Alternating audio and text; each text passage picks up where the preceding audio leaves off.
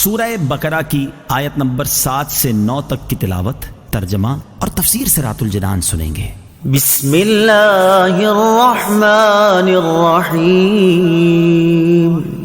ترجمہ: اللہ کے نام سے شروع جو نہایت مہربان رحمت والا ہے۔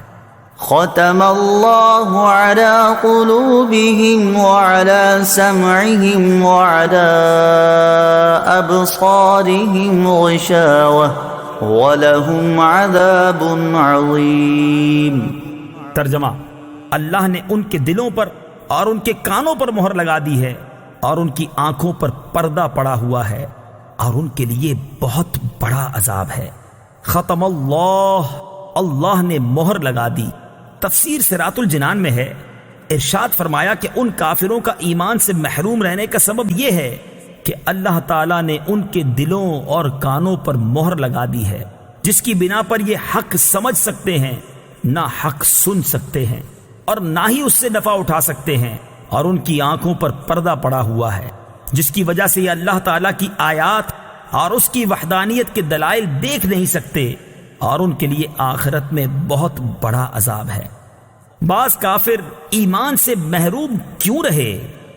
یہاں یہ بات یاد رکھیں کہ جو کافر ایمان سے محروم رہے ان پر ہدایت کی راہیں شروع سے بند نہ تھیں، ورنہ تو وہ اس بات کا بہانہ بنا سکتے تھے، بلکہ اصل یہ ہے کہ ان کے کفر و عناد، سرکشی و بے دینی، حق کی مخالفت اور انبیاء کرام علیہ الصلوۃ والسلام سے عداوت کے انجام کے طور پر ان کے دلوں اور کانوں پر مہر لگی اور آنکھوں پر پردے پڑ گئے۔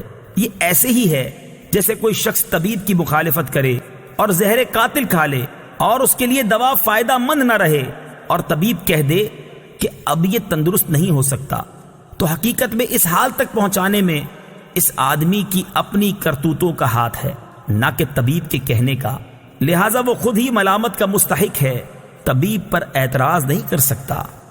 وَمِنَ النَّاسِ مَن يَقُولُ آمَنَّا بِاللَّهِ وَبِالْيَوْمِ الْآخِرِ وَمَا هُمْ بِمُؤْمِنِينَ۔ ترجمہ: اور کچھ لوگ کہتے ہیں کہ ہم اللہ پر اور آخرت کے دن پر ایمان لے آئے ہیں، حالانکہ وہ ایمان والے نہیں ہیں۔ وَمِنَ النَّاسِ مَن يَقُولُ، اور کچھ لوگ کہتے ہیں۔ تفسیر صراط الجنان میں ہے، اس سے پہلی آیات میں مخلص ایمان والوں کا ذکر کیا گیا جن کا ظاہر و باطن درست اور سلامت تھا، پھر ان کافروں کا ذکر کیا گیا جو سرکشی اور عناد پر قائم تھے، اور اب یہاں سے لے کر آیت نمبر 20 تک منافقوں کا حال بیان کیا جا رہا ہے، جو کہ اندرون خانہ کافر تھے اور اپنے آپ کو مسلمان ظاہر کرتے تھے۔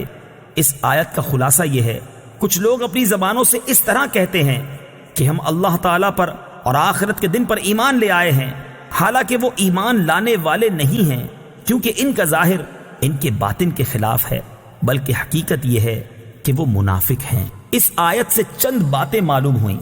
نمبر 1، جب تک دل میں تصدیق نہ ہو اس وقت تک ظاہری اعمال مومن ہونے کے لیے کافی نہیں۔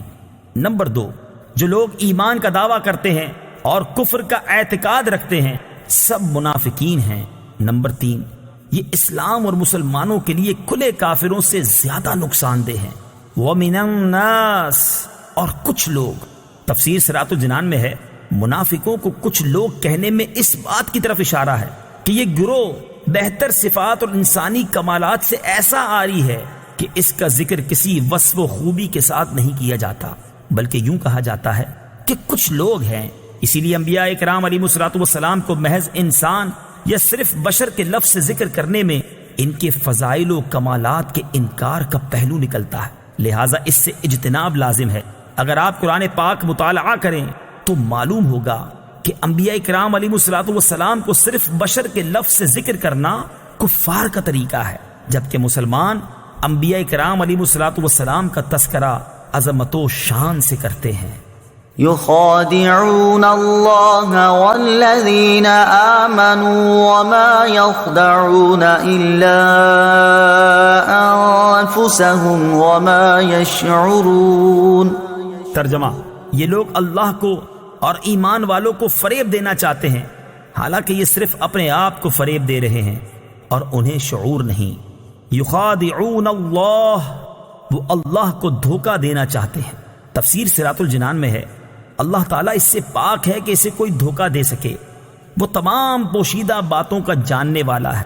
یہاں مراد یہ ہے کہ منافقوں کے طرز عمل سے یوں لگتا ہے کہ وہ خدا کو فریب دینا چاہتے ہیں، یا یہ کہ خدا کو فریب دینا یہی ہے کہ وہ رسول اللہ صلی اللہ تعالیٰ علیہ وسلم کو دھوکہ دینا چاہتے ہیں، کیونکہ حضور پرنور صلی اللہ تعالیٰ علیہ وسلم اللہ تعالیٰ کے نائب اور خلیفہ ہیں، اور انہیں دھوکہ دینے کی کوشش گویا خدا کو دھوکہ دینے کی طرح ہے۔ لیکن چونکہ اللہ تعالیٰ نے اپنے حبیب صلی اللہ تعالیٰ علیہ وسلم کو منافقین کے اندرونی کفر پر مطلع فرمایا، تو یوں ان بے دینوں کا فریب نہ خدا پر چلے، نہ رسول پر، اور نہ مومنین پر، بلکہ در حقیقت وہ اپنی جانوں کو فریب دے رہے ہیں، اور یہ ایسے غافل ہیں کہ انہیں اس چیز کا شعور ہی نہیں۔ ظاہر و باطن کا تضاد بہت بڑا عیب ہے۔ اس آیت سے معلوم ہوا کہ ظاہر و باطن کا تضاد بہت بڑا عیب ہے۔ یہ منافقت ایمان کے اندر ہو تو سب سے بدتر ہے، اور اگر عمل میں ہو تو ایمان میں منافقت سے تو کمتر ہے، لیکن فی نفسی ہی سخت خبیث ہے۔ جس آدمی کے قول و فعل اور ظاہر و باطن میں تضاد ہوگا تو لوگوں کی نظر میں وہ سخت قابل نفرت ہوگا۔ ایمان میں منافقت مخصوص لوگوں میں پائی جاتی ہے، جبکہ عملی منافقت ہر سطح کے لوگوں میں پائی جا سکتی ہے۔